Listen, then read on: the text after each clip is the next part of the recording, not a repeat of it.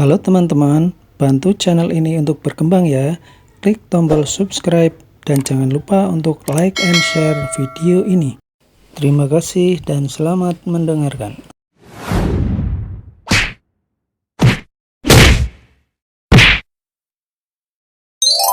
Bab 456. Banyak yang keluar dari keluarga Barnes. Orang ini bernama Yorsi Barnes. Dia merupakan pengelola sebagian urusan bisnis keluarga Barnes dan memiliki hak dalam keluarga Barnes. Saat Gregory mengumumkan ingin melindungi Ivan, dia keberatan. Dia akhirnya memanfaatkan kesempatan ini untuk keluar. Kepala keluarga, walaupun Anda bisa melindunginya untuk sementara waktu, bisakah Anda melindunginya selama seumur hidup? Dia sudah menyinggung asosiasi seni bela diri, dia akan mati cepat atau lambat. Tolong Anda pikirkan lagi. Tolong pikirkan lagi kepala keluarga. Tolong pikirkan lagi kepala keluarga. Pada saat yang sama, beberapa petinggi keluarga Barnes keluar dan memohon Gregory untuk menyerah melindungi Ivan. Leluhur ketiga keluarga Barnes berdiri di samping dan dia tidak mengatakan apapun. Ketiganya sudah lama berhenti berpartisipasi dalam pengelolaan keluarga. Urusan keluarga selalu diputuskan oleh kepala keluarga. Namun, Gregory sangat mengenal ketiga leluhur ini. Dengan kepribadian mereka, diam juga merupakan sebuah sikap. Tidak melindungi Ivan. Hatinya berat dan raut wajahnya menjadi muram. Ada total 8 petinggi di keluarga Barnes. Pada saat ini, setengah dari mereka sudah keluar. Keempat orang ini mengendalikan terlalu banyak sumber daya keluarga Barnes. Tidak ada masalah jika mereka meninggalkan keluarga Barnes. Namun, jika mereka bergabung dengan keluarga yang, itu pasti akan menjadi pukulan besar bagi keluarga Barnes. Orang-orang ini memintanya untuk berpikir 2 kali. Itu jelas memaksanya. Hei, Kenzo meletakkan tangannya di depan dada. Dia seperti sedang menonton pertunjukan yang bagus. Bahkan dia sendiri tidak menyangka masalah itu akan berkembang menjadi situasi seperti itu.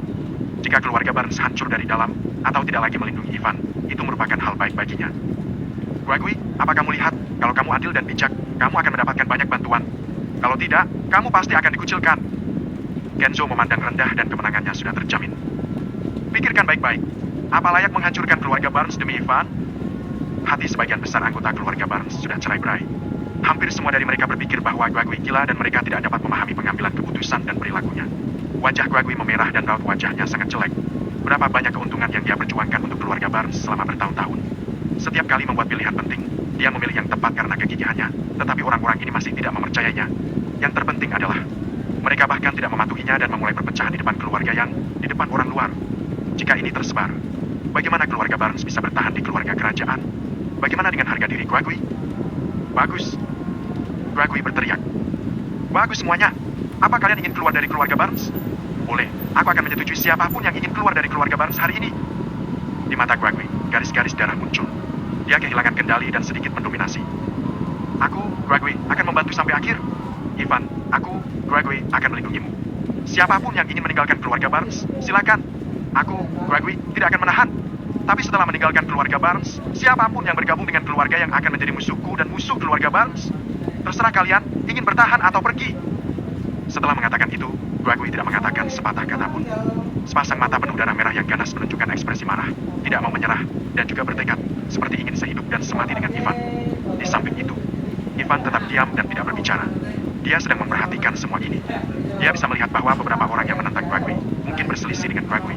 Jika orang-orang ini meninggalkan keluarga Barnes, akan mendatangkan keuntungan bagi keluarga Barnes. Gregory, otakmu benar-benar sudah buntu. Aku benar-benar tidak mengerti kenapa keluarga Barnes bisa mengangkat orang bodoh sepertimu untuk menjadi kepala keluarga. Karena kamu begitu keras kepala, aku, Yorsi, tidak akan lagi berpartisipasi dalam pertempuran ini. Aku tidak ada hubungannya dengan Gregory. Yorsi tidak mau mati, apalagi mati karena Ivan. Terlebih lagi, jika Gregory meninggal di sini, dia mungkin dapat mengambil alih posisi kepala keluarga di masa depan.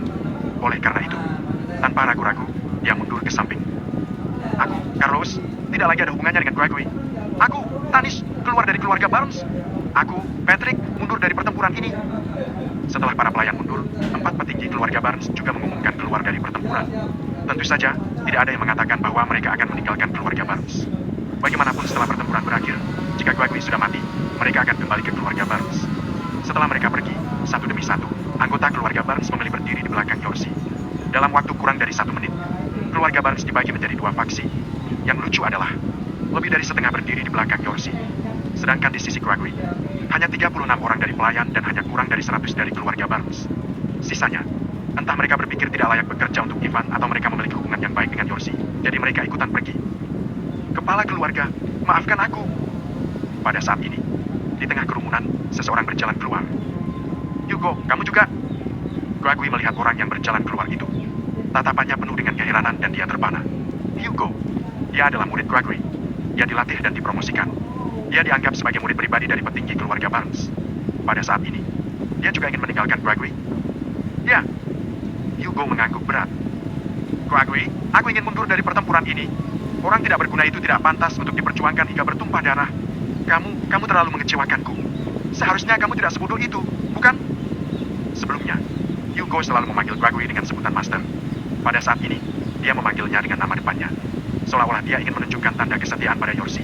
Dia menunjuk Gregory dan mengutuk. Keluarga Barnes akan benar-benar hancur di tanganmu kalau kamu mengikuti keputusanmu hari ini. Apa menurutmu kartu andalan yang kamu tunggu bisa melindungi Ivan? Tidak. Paman Yorsi benar. Dia sudah menyinggung asosiasi seni bela diri. Dia akan mati cepat atau lambat. Asosiasi seni bela diri bukanlah asosiasi yang bisa disinggung oleh keluarga Barnes. Saat berbicara tentang ini, Hugo menatap Ivan lagi. Aku benar-benar tidak tahu apa yang baik darimu.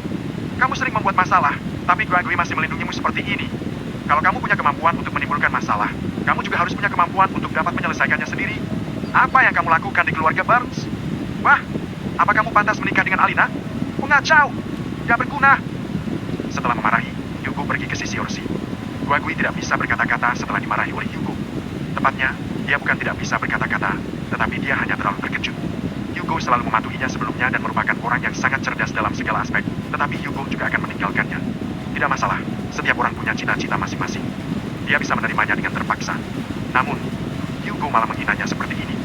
Hugo menunjuknya dan memarahinya bodoh. Dia mengambil napas dalam-dalam. Gregory tidak memilih untuk memarahi kembali. Dia tidak akan mengatakan sepatah kata pun kepada mereka yang ingin pergi. Karena mereka sudah tidak penting lagi. Yang benar-benar penting adalah orang-orang yang memilih untuk bertahan. Leluhur agung, leluhur kedua, leluhur ketiga. Gregory melirik ke arah ketiga leluhur keluarga Barnes. Apa kalian ingin pergi atau bertahan? Kami bertiga hanya mengikuti perintah kepala keluarga. Sekarang, kamu masih menjabat sebagai kepala keluarga. Leluhur agung, Stefano perlahan berbicara. Karena itu, aku hanya akan mendengarkanmu. Bagus. Meskipun aku tidak mengerti apa yang kamu lakukan, lakukan saja. Kami bertiga akan selalu berdiri di pihakmu kecuali kalau kamu sudah mati. Yarden dan Mason juga mengungkapkan pendapat mereka. Pada awalnya, mereka yang mendukung Gregory menjabat sebagai kepala keluarga. Otomatis mereka akan mendukungnya sampai akhir. Terima kasih. Gregory menghela napas lega.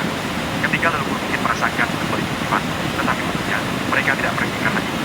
Setelah jeda sebentar, Gregory memukul kepada orang-orang yang bertahan. Aku tidak akan mengatakan apa-apa lagi. Terima kasih untuk kalian yang tetap bertahan, mendukung dan bersedia hidup dan mati denganku, Gregory. Keluarga Barnes sedang menghadapi bencana besar. Semuanya, angkat senjata kalian dan bersiaplah untuk bertempur. Aku bersedia hidup dan mati bersama. Aku bersedia hidup dan mati bersama. Aku bersedia hidup dan mati bersama. Sisanya hampir bertekad untuk sehidup semati. Mereka memandang rendah orang-orang yang mundur dari perang. Mereka sangat bersemangat dan bersumpah untuk bertarung dengan keluarga yang sampai mati. Bab 457, Identitas Super Tirani. Orang-orang yang tersisa sepertinya kagum dan hormat pada Gregory. Mereka siap untuk hidup dan mati bersamanya. Teriakan keras terdengar memegangkan telinga. Gregory juga sangat bersemangat. Kekecewaan barusan bersatu dan dia siap bertarung untuk melindungi Ivan sampai akhir. Kalian benar-benar keras kepala, ya. Gregory, apa yang ingin kamu gunakan untuk melawan dengan keluarga yang sekarang? Genzo mencibir dan kata-katanya dipenuhi dengan penghinaan. Jika sebelumnya di mata Genzo, Gregory masih membawakan sedikit ancaman, sekarang dia hanyalah orang yang rentan. Di sampingnya, Siben, leluhur keluarga yang tidak mengucapkan sepatah kata pun. Namun, tidak ada yang bisa mengabaikannya. Karena, di seluruh lapangan, auranya adalah yang paling kuat. Di mana dia berdiri, ada tekanan yang tak terlihat, tetapi hampir substansial di sekelilingnya. Dia selalu menunjukkan sikap menghina, seperti dia adalah penguasa yang berdiri di puncak rantai makanan. Dia memandang rendah segalanya. Dia bahkan tidak peduli untuk mengucapkan sepatah kata pun. Kepala keluarga, tidak perlu bicara omong kosong, bunuh saja orang-orang ini. Di belakang Genzo, seorang petinggi keluarga yang mendesak. Keluarga Barnes sudah hancur, tidak perlu membuang waktu lagi. Ya, kepala keluarga, aku sudah tidak sabar untuk melihat orang-orang ini menyesal dan memohon belas kasihan. Bunuh mereka dan gunakan darah mereka untuk memberikan penghormatan kepada jiwa heroik mantan kepala keluarga. Banyak anggota keluarga yang ikut berteriak. Meskipun mereka adalah petarung, karena berbagai macam penindasan oleh pejabat kerajaan Dragon Fury, mereka benar-benar jarang membunuh. Sebagian besar waktu, mereka menahan diri mereka dan tidak berani membunuh. Yang paling penting adalah membunuh orang berisiko. Jika kamu tidak mampu membunuh, kamu mungkin akan dibunuh kembali. Hari ini adalah kesempatan langka. Kesempatan untuk membunuh tanpa adanya risiko. Harus diketahui bahwa hanya dengan bertarung dan membunuh yang dapat meningkatkan kekuatan seseorang. Mereka tidak bisa menunggu lebih lama lagi. Mereka ingin segera melakukannya. Semuanya, apa kalian siap untuk bertarung? Gregory menunjukkan kekejaman. Kali ini, tanpa menunggu Kenzo mengambil inisiatif untuk menyerang, dia yang akan memimpin. Kalau aku mati, tolong jangan berhenti. Langkah saja aku. Tidak peduli bagaimanapun, kita harus melindungi Ivan. 3 leluhur, saudara laki-laki dan perempuan, senior, tolong. Guagui mengeluarkan pedang bulan purnama dan matanya merah tua. Dia sudah siap untuk mati. Namun, tepat pada saat ini, tiba-tiba, bip, bip, 2 bunyi klakson mobil datang dari kejauhan. Hanya terlihat, di luar gerbang villa, bendera merah yang megah dan mendominasi perlahan mendekat. Pelat nomor merah, pelat bernomor JF888 Kyle. Melihat pelat nomor ini, semua orang terkejut. Kyle, Kunlun, Asosiasi Seni Bela Diri Kerajaan Dragonfire. Asosiasi ini dikhususkan untuk mengelola acara khusus dan memiliki status tinggi. Ada cabang di semua provinsi Kerajaan Dragonfire dan markas di Calvary adalah yang paling kuat. Bahkan keluarga kerajaan pun harus menerima yurisdiksi Kunlun. Pelat nomor ini adalah pemimpin Kunlun, Nabhan. Benar, itu mobil khusus dirinya. Kenapa dia bisa ada di sini? Nabhan adalah pemimpin Kunlun. Statusnya hanya di bawah beberapa orang tua teratas di Kerajaan Dragonfire. Jika dilihat dari seluruh Kerajaan Dragonfire, dia juga merupakan orang penting. Biasanya, sulit untuk bertemu dengannya. Kenapa hari ini dia datang ke sini? Bahkan Guagui juga sangat terkejut. Kartu andalannya hari ini memang pejabat Kerajaan Dragonfire. Tadi malam, dia mengambil informasi Ivan dan melaporkan kepada pejabat Kerajaan Dragonfire bahwa Ivan mungkin dalam bahaya. Dia meminta bantuan atas nama Raja Kota Giant. Biasanya, hasilnya akan keluar hari ini. Hanya saja, dia tidak menyangka bahwa yang datang adalah mobil khusus Nabhan dari Kunlun. Yorsi dan Hugo yang telah pergi dan mundur dari pertempuran, tatapan mereka menjadi kusam. Jika Nabhan datang untuk membantu Guagui dan melindungi Ivan, jelas bukan pilihan yang bijaksana bagi mereka untuk mundur dari pertempuran ini hari ini. Menghadapi mobil ini, bahkan anggota keluarga yang juga memberi jalan. Steven sedikit mengernyit dan momentum arogannya akhirnya disimpan. Segera, mobil berhenti di tengah. Yang duduk di kursi sebelah pengemudi bergegas membuka pintu kursi belakang. Sementara itu, seorang pria parubaya berjalan turun dari mobil. Pria itu memiliki penampilan yang luar biasa dan kekar. Tingginya hampir sama dengan Ivan, sekitar 170 cm. Dia mengenakan jas dan seragam. Dia juga mengenakan sepatu kulit hitam. Dia menunjukkan rasa penindasan yang kuat. Begitu dia keluar dari mobil, anggota keluarga yang berada lebih dekat merasa seperti tertekan. Orang ini memiliki fitur wajah yang tampan dan sepasang mata yang cerah. Meskipun dia tidak berbicara, dia memiliki sikap orang penting yang bersemangat dan mengesankan. Nabhan. Dia benar-benar Nabhan. Dia datang secara pribadi. Mata semua orang termasuk Kenzo membelalak. Mereka tidak percaya. Asal tahu saja. Pasti tidak banyak hal yang bisa membuat Nabhan hadir secara pribadi. Dia hanya hadir pada acara penting di Kerajaan Dragonfire. Tuan Nabhan. Kenzo adalah orang pertama yang melangkah maju dan menyapa dengan hati-hati. Anda? Plak! Namun, saat suara itu baru terdengar, Nabhan menampar wajah Kenzo. Tamparan tiba-tiba itu membuat Kenzo pusing. Setengah wajahnya dengan cepat menjadi merah dan bengkak. Kenzo, beraninya kamu? Sementara Kenzo bingung, suara Nabhan terdengar.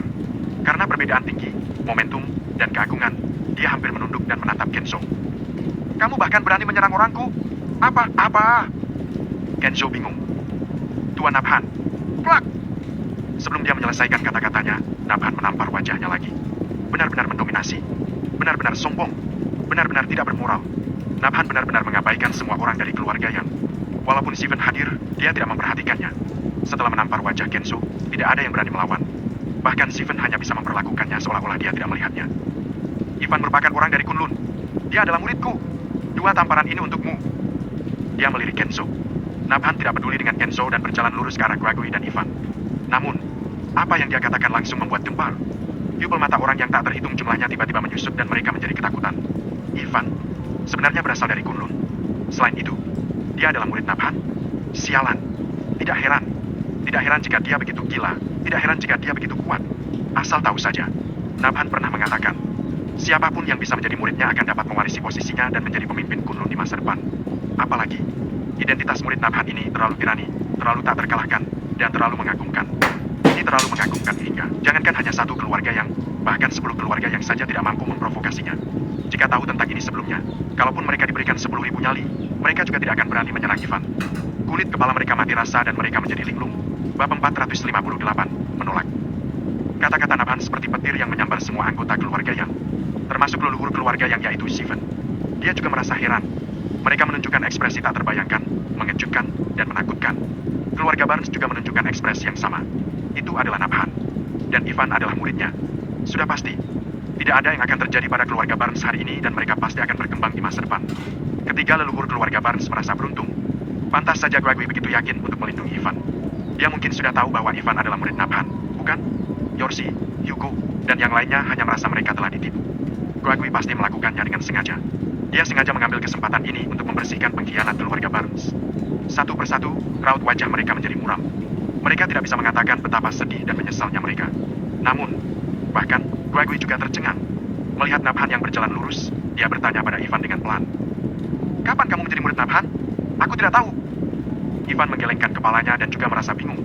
Dia memang memiliki hubungan dengan orang-orang Kunlun dan dia juga memiliki hubungan dengan beberapa orang saat dia berada di Giant. Namun, dia tidak banyak berkomunikasi dan persahabatan mereka bukan untuk ketenaran dan kekayaan. Adapun Nabhan, jangankan murid, Ivan bahkan belum pernah bertemu dengannya sebelumnya. Bahkan sebelum ini, dia tidak tahu adanya eksistensi orang seperti ini. Ivan, Nabhan sepertinya melihat keraguannya dan melangkah maju. Dia menatap Ivan dengan penuh kekaguman. Terlepas dari apa kamu pernah mendengar tentangku atau melihatku sebelumnya, singkatnya, mulai hari ini dan seterusnya, kamu adalah orang Kunlun dan muridku. Aku akan melindungimu selama sisa hidupmu. Nabhan sangat percaya diri dan mendominasi. Dia sudah menerima instruksi dari Baim untuk menyelidiki latar belakang dan pengalaman Ivan setelah pertandingan persahabatan.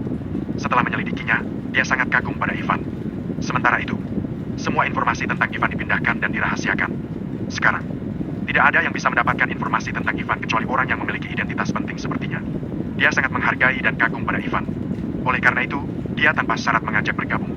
Ivan terdiam dan memandang Nabhan. Kata-kata orang ini terlalu menghina, bukan? Untuk beberapa saat, dia agak tercengang. Ivan, cepat katakan setuju.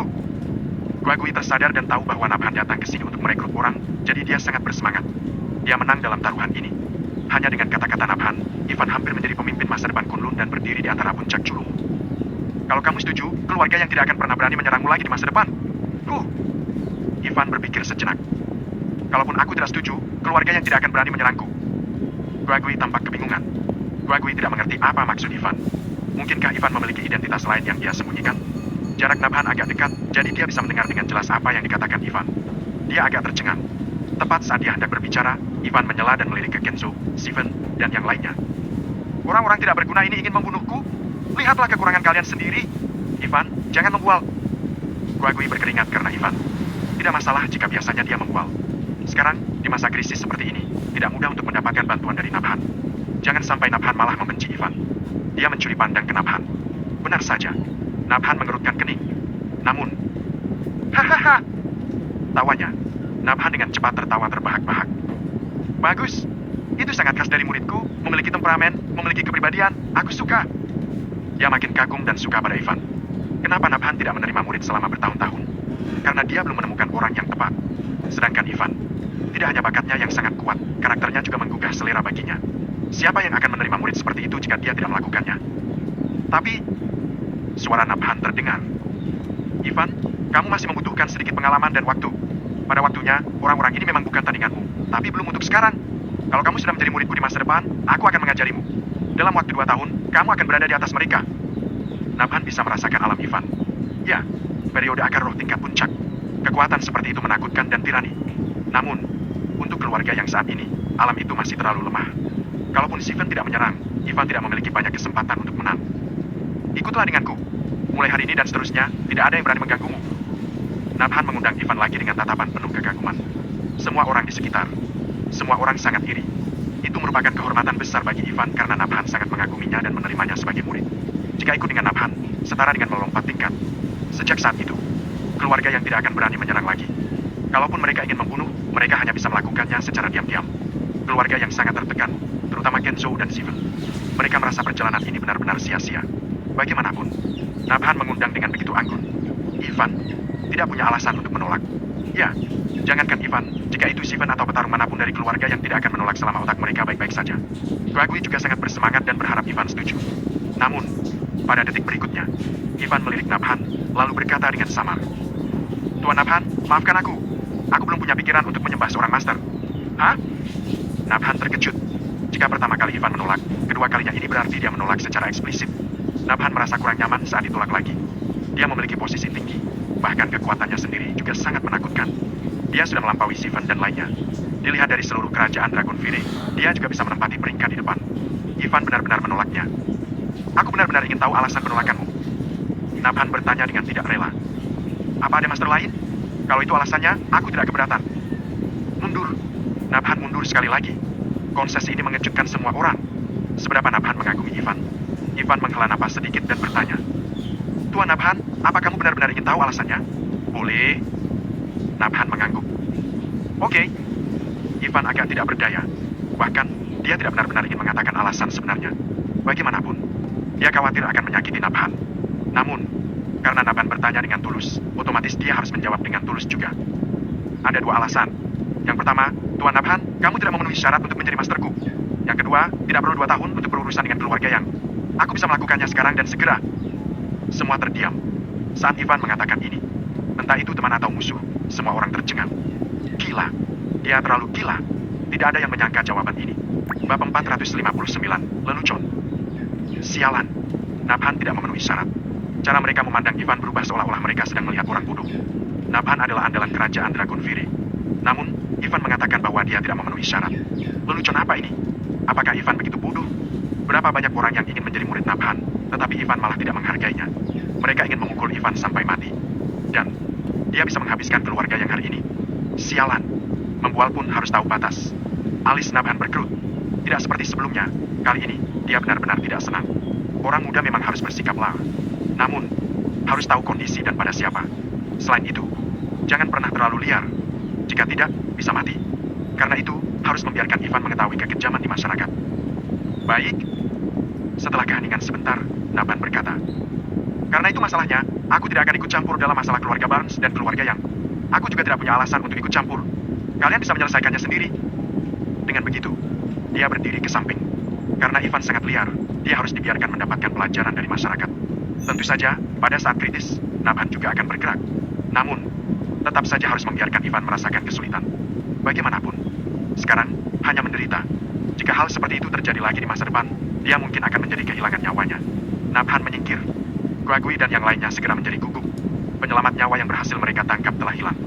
Semua orang sedikit tercengang dan merasa tidak nyaman. Mereka tidak mengerti mengapa Ivan melakukan ini. Apakah ada yang salah dengan menjadi murid Nabhan? Yorsi, Hugo, dan yang lainnya mencibir. Hah, dia memang idiot. Ya, dia malah menolak Nabhan. Ini adalah kesempatan yang bagus, tapi disia-siakan seperti ini. Dia benar-benar mengecewakan. Di belakang Yorsi, mereka berbisik dan merasa sangat kesal. Adapun Kenzo merasa lega. Jika Nabhan tidak peduli, keluarga Barnes ditakdirkan untuk kalah. Untuk memastikan maksud Nabhan, Kenzo dengan berani bertanya, Tuan Nabhan, apa Anda benar-benar tidak akan ikut campur? Aku tidak punya alasan untuk mencampuri urusan antara keluarga kerajaan kalian. Jawab Nabhan dengan tenang. Baik. Kenzo tampak kaget, tetapi hatinya sangat gembira. Baiklah, baiklah, jangan buang waktu. Ivan berkata dengan samar. Paman Guagui, kalian mundur. Aku ingin melawan mereka 1 lawan 1. Pertarungan 1 lawan 1. Kenzo tersenyum. Ivan, kamu terlalu naif. Kenapa keluarga yang harus 1 lawan 1? Anak muda, itu konyol. Keluarga yang memiliki keuntungan besar. Dalam keadaan seperti itu, wajar untuk mencari stabilitas. Kenapa harus pertarungan 1 lawan 1? Aku pikir kamu mungkin salah paham, kata Ivan samar. Maksudku, aku akan melawan keluarga yang kalian sendirian. Hahaha. Kenzo tertawa. Dia tidak ingin tertawa pada keadaan seperti ini, tetapi dia tidak bisa menahannya. Bukan hanya dia, Yorsi, Hugo, kelompok orang dari keluarga Barnes yang menonton, dan 1000 lebih orang dari keluarga yang lebih dari setengah tertawa. Haha, apa sih melawan keluarga yang sendirian? Aku yakin otak anak ini pasti bermasalah. Haha, kalau dia tidak memiliki masalah otak, bagaimana dia bisa menolak Nabhan dan mengucapkan kata-kata bodoh seperti itu? Hahaha, sial, aku sakit perut karena tertawa. Kenapa Guagui ingin melindungi orang idiot seperti itu? Aku benar-benar tidak bisa memahaminya. Terdengar ledakan tawa. Bahkan Steven, yang dari tadi hanya diam dan serius, tidak bisa menahan tawa. Seluruh area villa penuh dengan hinaan. Kamu pikir kamu ini apa? 1 melawan semua. Ini adalah lelucon paling lucu yang pernah mereka dengar selama bertahun-tahun. Semua orang di keluarga yang bisa dihabiskan. Guagui, ketiga leluhur keluarga Barnes, dan bahkan kelompok orang dari keluarga Barnes mengepalkan tinju mereka. Mereka yang sudah tertekan karena momentum menjadi makin tertekan dan merasa tidak nyaman. Mereka merasa direndahkan. Namun, pada saat ini, tiba-tiba, Ivan menyerang. Dia tidak ingin membuang waktu lagi. Metode kecepatan terbang. Shoot! Hampir pada saat yang sama, dia tiba di depan Kenzo dan Steven. Kemudian, dia mengangkat tinjunya dan melayangkan ke arah Steven. Hah? Steven layak menjadi yang paling kuat dari keluarga Yang. Meskipun penglihatan dan pemikirannya tidak bereaksi, sarafnya secara tidak sadar telah mengondisikan refleksnya dan mengaktifkan pertahanan energi rohnya. Dia juga mengangkat tinjunya untuk meninju balik. Pukulan itu mendarat dengan akurat di tubuh Ivan. Ivan tidak melawan. Namun, dia tidak bergerak sama sekali dan tidak tersakiti sama sekali. Seolah-olah yang meninjunya bukanlah kepalan tangan, tetapi tinju kecil lembut dan lemah seorang wanita. Sementara itu, Ivan mendaratkan pukulan di tubuh Steven. Bam! Krak! Suara tumpul itu disertai dengan suara tulang patah. Steven terbang seperti panah dan menabrak villa 3 lantai. Setelah 1 hingga 2 detik. Boom! Teriakan besar bergema.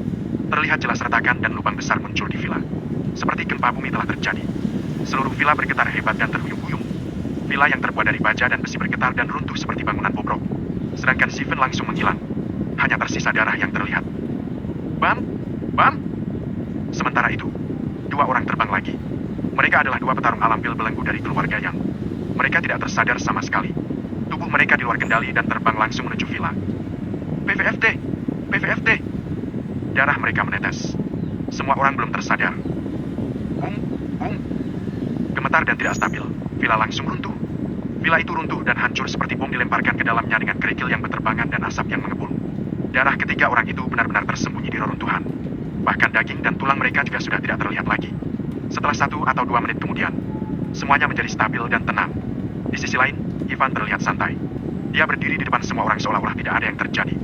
Ekspresi dan tatapannya tidak berubah. Pakaiannya bahkan tidak koyak sama sekali. Orang lain benar-benar terdiam. Lebih dari 1000 orang yang tertawa sebelumnya terdiam di tempat saat ini. Pikiran mereka benar-benar kacau dan mereka benar-benar tercengang. Bahkan Nabhan juga tercengang saat ini. Seorang ahli seperti dia juga terkejut tak terkira. Tertawalah, kenapa kamu tidak tertawa lagi? Ivan menatap Kenzo dan melirik keluarga Yang. Dia berbicara dalam kesunyian. Bukankah kalian suka tertawa? Teruslah tertawa. Bab 460, penuh semangat. Suara yang tidak enak itu bergema di seluruh area. Dia menyadarkan semua orang dari kekacauan dan menarik mereka kembali dari pikiran kacau mereka. Namun, masih tidak ada yang berani berbicara. Bukannya tidak ingin berbicara, tetapi tidak berani berbicara. Tatapan mereka pada Ivan benar-benar berubah. Tatapan mereka menjadi ngeri dan takut. Mereka seperti sedang menonton Shura. Sampai sekarang, mereka semua masih melamun dan merasa tidak masuk akal. Orang itu adalah Steven. Mereka adalah petarung alam pil belenggu dari keluarga Yang. Ketiga orang ini hampir menjadi kekuatan tempur teratas dari keluarga Yang. Alhasil, sialan. Mereka mati begitu saja. Dari serangan Ivan sampai sekarang, paling lama hanya memakan waktu 3 menit. Dalam 3 menit, 3 orang ahli dari alam pil belenggu mati begitu saja. Jelas mereka sudah tersadar, tetapi area makin sunyi. Bahkan suara napas hampir tidak terdengar. Mereka saling menatap dengan ekspresi aneh, seolah pula mata mereka akan terbang keluar. Tempat itu benar-benar menjadi sunyi senyap. Ada apa? Tiba-tiba jadi sepi. Bukankah kalian semua suka tertawa? Ivan berbicara lagi dengan wajah yang tampak seperti iblis. Dia berhadapan langsung dengan Kenzo. Kenzo langsung berkeringat dingin dan menggigil. Transformasinya terlalu cepat. 3 menit yang lalu, dia begitu percaya diri. Pada saat ini, dia bahkan tidak bisa mengucapkan sepatah kata pun. Aku suruh tertawa! Teriak Ivan. Bam! Kenzo langsung mundur beberapa langkah dengan ketakutan dan duduk di tanah. Hahaha! Tanpa sadar, dia membuka mulutnya dan memaksa untuk tertawa. Tawa itu bahkan lebih buruk daripada tangisan. Dalam benaknya, dia sudah tidak memiliki pikiran apa-apa. Hanya ada satu kata. Takut. Takut sampai mati. Tanpa sadar, dia terus-menerus mengeluarkan suara tawa yang sangat parah. Setelah dia tertawa beberapa kali, barulah dia tiba-tiba kembali sadar. Dia adalah kepala keluarga Yang. Ada 1000 petarung keluarga Yang di belakangnya. Bagaimana dia bisa begitu takut? Dia tidak boleh takut seperti ini. Lebih dari 1000 orang. Cukup untuk membunuh Ivan. Ivan, kamu sudah membunuh leluhurku! Dia mengumpulkan keberaniannya dan berteriak keras-keras. Semuanya dengarkan perintah. Bunuh dia. Yang bisa membunuhnya akan mendapatkan 5 kilogram batu roh. Sebuah perintah terdengar. Seperti guntur bergema melalui telinga keluarga Yang. Bunuh dia. Benar, bunuh dia. Jumlah kita sangat banyak. Jangan takut. Balas dendam untuk leluhur. Semua jenis cahaya jarak jauh bergegas menuju Ivan. Pada saat yang sama, orang super kuat dari keluarga Yang juga mengeluarkan senjata mereka. Di antara mereka, ada beberapa petarung periode akar roh yang bergegas menuju Ivan. Hah? Ivan mencibir. Aku hanya akan mengatakan satu hal. Orang yang berlutut tidak akan mati. Pada saat yang sama, di tangan Ivan, pedang jiwa Dragon Fury muncul. Saat suara terdengar, pedang itu bergerak. Energi roh yang dingin dan menakutkan berdesir keluar, menembus dan menghancurkan segalanya. Dia melangkah maju 1 langkah. Di antara tarian bayangan pedang, 20 hingga 30 orang seketika terbunuh. Shoot! 20 hingga 30 orang lainnya jatuh. Niat pedang yang menakutkan. Ujung pedang belum sampai, tetapi niat pedang yang dingin bisa membunuh orang. Garis-garis cahaya pedang terjalin dan melintas, dan garis-garis darah berkembang dengan liar. Pada setiap langkah yang dia ambil, puluhan hingga ratusan orang jatuh. Adegan ini mengejutkan semua orang. Gregory, ketiga leluhur keluarga Barnes, Yorsi, Hugo, dan bahkan Nabhan penuh dengan keheranan. Tatapan mereka benar-benar dipenuhi dengan rasa tak terbayangkan. Orang-orang yang lebih lemah, baik pria maupun wanita menganga seolah-olah mereka melihat hantu. Ini bukan metode spiritual, tapi sudah mendekati teknik pedang tanpa batas. Teknik pedang seperti itu sudah merupakan yang terbaik. Mata Nabhan dipenuhi dengan kengerian dan keterkejutan. Dia pernah melihat banyak orang yang berlatih pedang. Namun, sama sekali tidak ada orang yang bisa menggunakan pedang dengan begitu luar biasa. Sama-sama menggunakan pedang. Namun, kemampuannya sendiri bahkan tidak lebih dari 10% kemampuan Ivan. PVFT! PVFT! Darah berceceran, tetapi pakaian Ivan tidak berlumuran darah. Dia sangat tenang dan berjalan di atas mayat-mayat itu. Tidak berlutut! Enggan? Akan kubunuh kalian semua sampai kalian berlutut. Di dalam tubuh Ivan, energi roh beredar tanpa henti. Serangan semua orang sepertinya tidak berpengaruh padanya. Setiap kali dia mengayunkan pedangnya, setidaknya ada belasan orang yang meninggal dan lebih dari 100 orang jatuh ke tanah. Berlutut atau tidak? Dia selalu bertanya setelah membunuh sekelompok orang. Ini adalah ayunan pedang ketujuh. Akhirnya, seseorang berlutut. Dengan ekspresi ketakutan, dia meletakkan senjatanya dan berlutut di depan Ivan. Bebaskan aku! Pedang Ivan, seperti yang diharapkan, melewatinya dan dia selamat. Namun, meskipun dia masih hidup, wajahnya pucat pasi. Tidak ada yang bisa memahami perasaan selamat dari bencana seperti ini. Bebaskan aku! Bebaskan aku! Bebaskan aku! Jika ada yang pertama, ada yang kedua. Mereka mengaku kalah. Di bawah pedang Ivan, satu demi satu berlutut. Tidak ada cara lain. Mereka harus berlutut. Sebelumnya, mereka masih memiliki keyakinan bahwa mereka bisa membunuh Ivan karena mereka memiliki banyak orang. Mereka menyerang demi 5 kilogram batu roh. Alhasil, saat Ivan menyerang, mereka menyadari bahwa mereka melakukan kesalahan besar. Banyak orang juga tidak berguna. Ivan terlalu menakutkan. Dia membunuh dengan begitu mudah dan santai. Jika ini terus berlanjut, mereka semua akan mati. Di dalam villa, mayat memenuhi seluruh tempat. Dari 1.000 anggota keluarga yang hanya kurang dari 500 yang tersisa. Pada saat ini, semua berlutut, termasuk Kenzo. Dia bersembunyi dan berlutut di belakang. Dia menggigil dan berkeringat. Dia menundukkan kepalanya. Raut wajahnya penuh dengan ketakutan. Apa kamu sudah menerimanya? Ivan bertanya padanya. Aku akan menerimanya, Tuan Reed. Aku akan menerimanya. Kenzo sangat takut hingga dapat terdengar nada tangis dari suaranya. Saat dia berbicara, dia terus bersujud dan terdengar suara buk, buk, buk. Dalam hatinya, dia telah lama diselimuti oleh bayangan kematian dan sangat ketakutan. Pada saat seperti itu, bagaimana dia bisa peduli dengan identitas dan statusnya? Dia hanya bisa memohon belas kasihan. Hanya dengan cara ini, dia bisa hidup. Keluarga yang rupanya hanya begitu. Ivan menginjak mayat-mayat itu dan berdiri dengan pedangnya. Dia menatap keluarga yang. Kemudian, dia melirik ke arah Nabhan. Sekarang, apa kamu percaya apa yang aku katakan? Di hadapan mata Ivan, Nabhan terkejut dan mulutnya jadi kering. Untuk sementara, dia tanpa sadar mundur dan sedikit terkesiap. 3 hingga 5 detik kemudian. Tuan Reed, aku benar-benar tidak pantas menjadi mastermu. Aku minta maaf atas tindakan aku barusan. Maafkan aku, Tuan Reed. Aku terlalu sombong. Pada saat ini, Nabhan akhirnya mengetahui kenyataan. Bagaimanapun, hanya karena Ivan terlalu kuat. Begitu kuat sehingga dia tidak lagi membutuhkan Nabhan. Atau lebih tepatnya, kekuatan sejatinya mungkin jauh lebih kuat dari Nabhan. Panggilan Ivan juga berubah menjadi Tuan Reed. Dia memiliki suasana hati yang rumit dan tidak lagi memiliki kepercayaan diri dan harga diri yang dia miliki sebelumnya. Pada saat ini, yang menerima kenyataan bukan hanya Kenzo, keluarga yang, tetapi juga Nabhan.